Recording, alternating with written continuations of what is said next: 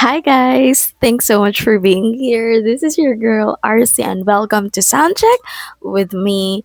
This is the first ever sit down podcast in a whole while that I'm gonna be doing kasi supposedly it's gonna be duo, trio, and then me, and then duo, me, ganun. Parang ganun yung naisip ko. But recently, it's always been a podcast with people, and not that I'm complaining, ha. It's really fun, but it's also different. It's kind of liberating to be able to sit down and talk just with yourself.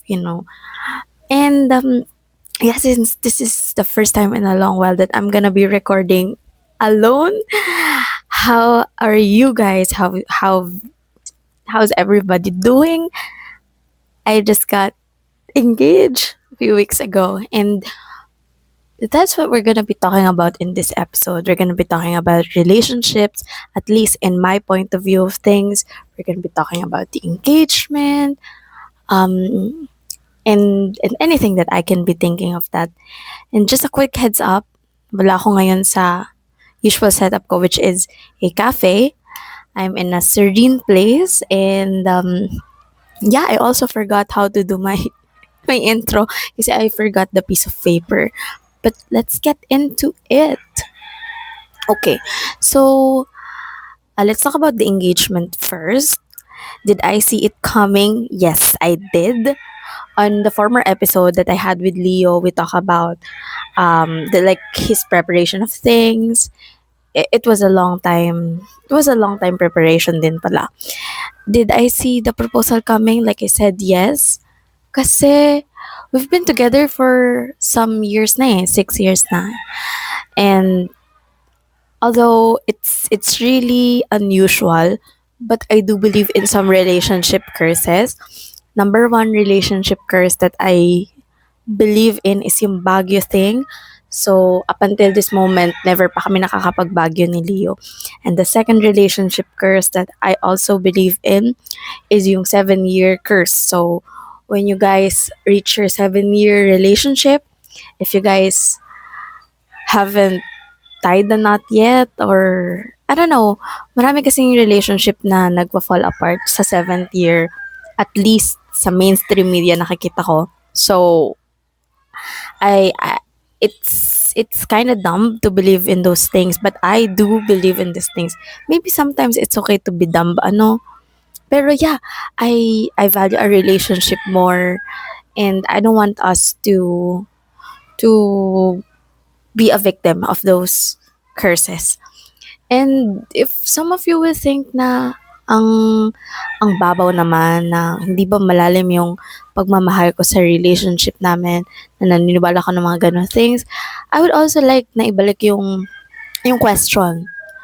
Masyado kong mahal yung relationship that little things like that, although it won't mean, kasi I do think little things add up. They compound through time. And ayoko basta masyado kong mahal kung ano yung meron kami. Masyado kong iningatan kung anong meron kami. Na a simple thing as that, I don't want it to ruin things. So, yeah. In-expect ko ba na magpo-propose siya like recent? Actually, I have a story. Kasi I did plan my year ahead. So I had goals, I had like monthly goals, I had like plans, monthly plans. So I showed them to Leo. Sabi ko, babe, ito yung mga big goals ko for the month. If you want to propose, this is the perfect time to propose. And looking back at our convo, he really paid attention. Kasi sabi ko, June, July, wala ko masyadong goals. So, if gusto mo mag-propose during that time, and boy, was he taking notes. Because June, middle, dun siya nag-propose. I didn't expect na seseryosohin niya yun. Kasi I thought magpa-propose siya like latter part pa of the year. Pero yes, in-expect ko na magpa-propose siya this year. Kasi sabi ko, goal natin this year, at least ako, goal ko this year, na, bakit pa natin papatagalin? And he was in agreement with me. Kung hindi lang ako, like,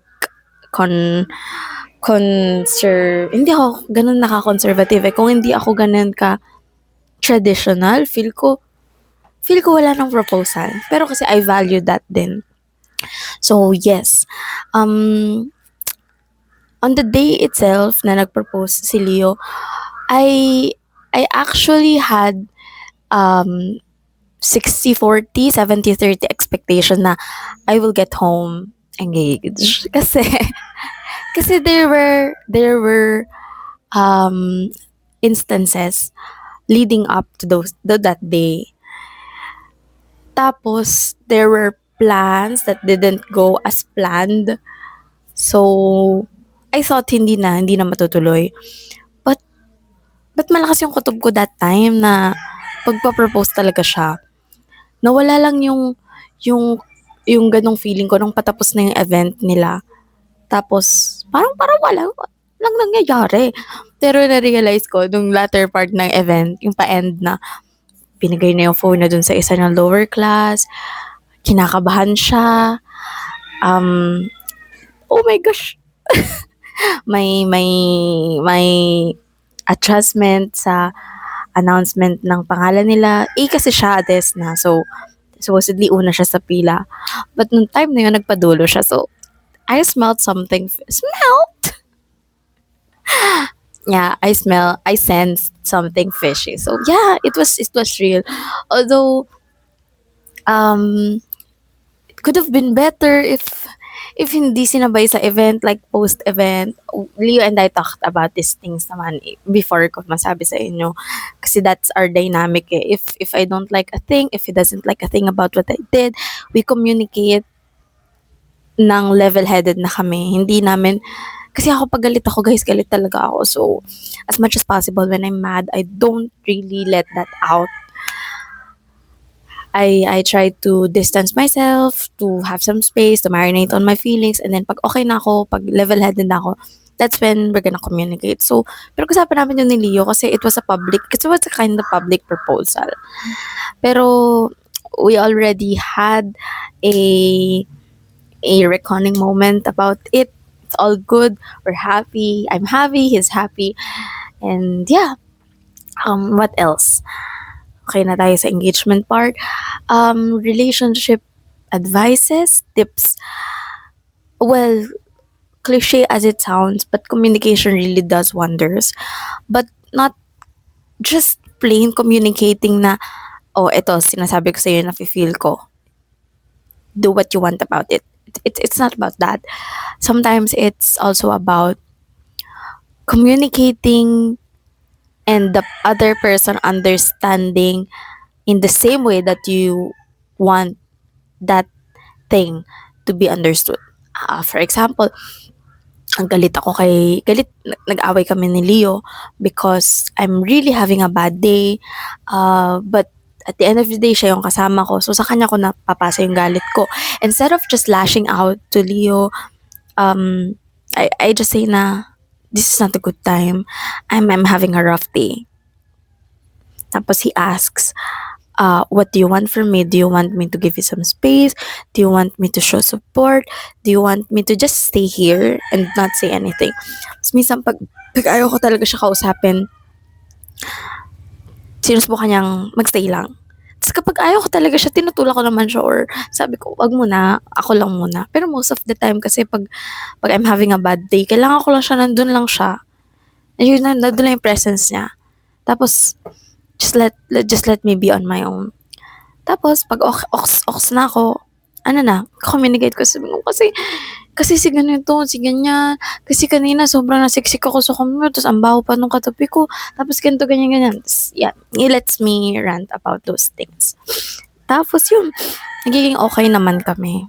So, you communicate. Kasi if you're gonna stay with that person in the long term, you really have to learn how to communicate those things.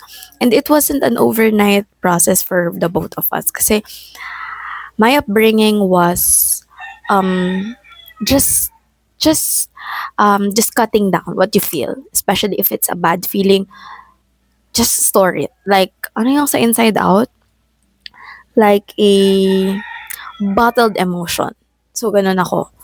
bottled emotion talaga. And him, he is, he's gentle. Gentle yung parenting. Yun, I came from a tough love type of family. He came from a kind of gentle parenting without compromising, syempre, yung mga discipline. So, ganun kami.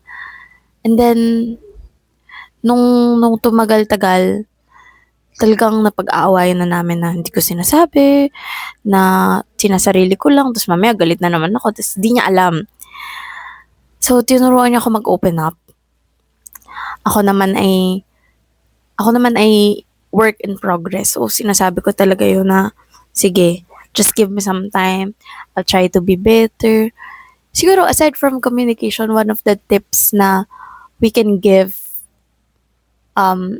people who are new to relationship or people who want to be in a long-term loving and healthy relationship then is your ability to grow. You allow the other person to grow. Kasi I think if you're gonna be committing to something serious, you're gonna know, you're gonna witness the birth of different types or of different personality of the person na minamahal mo. Kasi we are a work in progress. Hindi naman kung sino tayo nung grade 7, yun pa rin tayo hanggang ngayon, di ba? So, you just allow the other person to grow on their own. But that doesn't mean na you're growing on your own. You are two different people.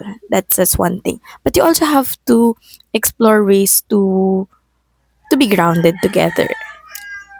Mas maganda kung meron kayong common interest. Mas maganda kung meron kayo, basta something common with you two. In our case, Leo and I, we joined the same organization. We work on the same organization. Tapos, if wala na kaming commonality, we find ways in order to find a common ground. So, nag-road trip kami. We spend time. Yun ba? Spending time with each other, it's very important. Even if that spending time is you guys hanging out na pares kayo nagbabasa libro or pares kayo nanonood ng ganitong movie. We recommend movies and sitcoms with one another. Tapos, we exchange thoughts, insights. And ito pa pala, in line with growing together, you guys, kasi di ba you're growing, you're changing. You guys also give something like a substance. You give something to another person. For example, Leo taught me EDC. I taught him how to take care of cats. Leo taught me philosophy and other maturity pagdating sa pag-iisip, mga ganon. Ako, I taught him how to be happy in the smallest things. Yung mga ganon ba? Different, hindi kayo natatakot magbigay ng something of value sa other person. And safe mong maibibigay ang mga, what do you call that? Mga feedback, mga criticism with another person. Sabi ko kay Leo, nung una, kasi hindi ako sanay mag-take ng criticism. Sabi ko sa kanya, if mag-take ka ng criticism, please do it slowly. Please do it gently. Kasi kapag, I feel like it's an attack. Especially nung simulang part ng relationship namin.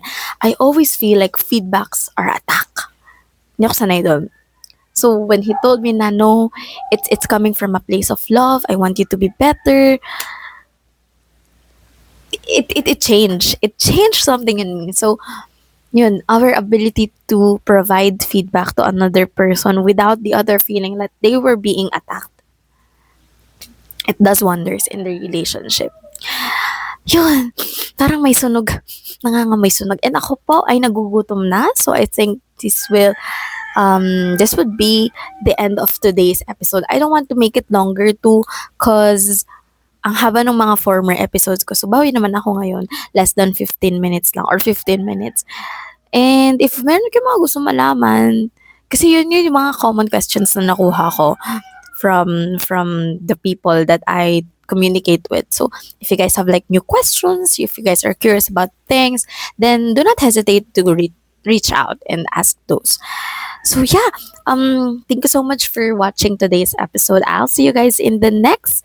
This is Soundcheck with RC. Bye bye.